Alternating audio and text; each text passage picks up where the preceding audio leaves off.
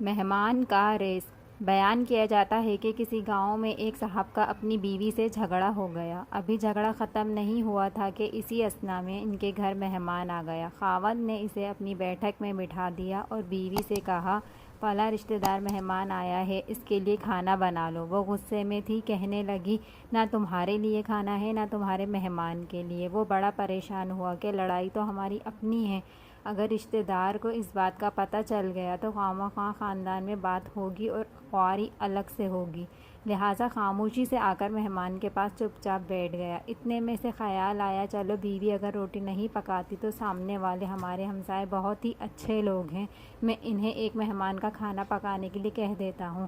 چنانچہ وہ ان کے پاس گیا اور کہنے لگا، بیوی کی طبیعت آج کچھ خراب ہے، لہٰذا آپ ہمارے مہمان کے لیے کھانے کا انتظام کر دیں۔ انہوں نے کہا، ٹھیک ہے۔ وہ مطمئن ہو کر مہمان کے پاس آ کر بیٹھ گیا۔ مہمان کو کم از کم کھانا تو مل جائے گا، جس سے میری عزت بھی بچ جائے گی۔ تھوڑی دیر کے بعد مہمان نے کہا کہ ذرا ٹھنڈا پانی تو لا دیجیے۔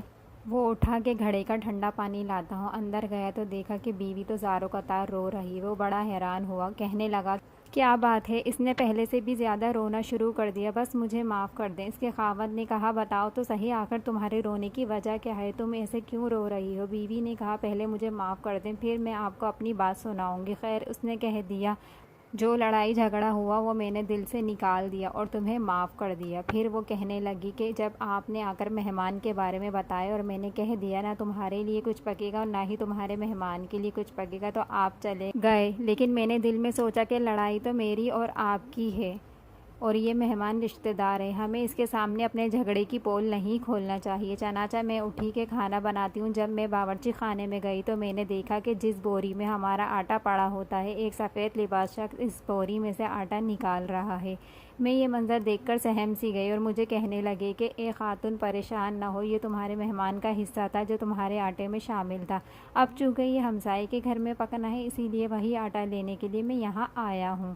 اس واقعے سے ثابت ہوتا ہے کہ مہمان بعد میں آتا ہے، جبکہ اللہ تعالیٰ اس کا رزق حق پہلے بھیج دیتا ہے۔ یہ واقعہ کتاب خطبات فقیر سے ماخوذ کیا گیا ہے۔ اگر ویڈیو اچھی لگی ہو تو لائک کریں اور سبسکرائب کریں۔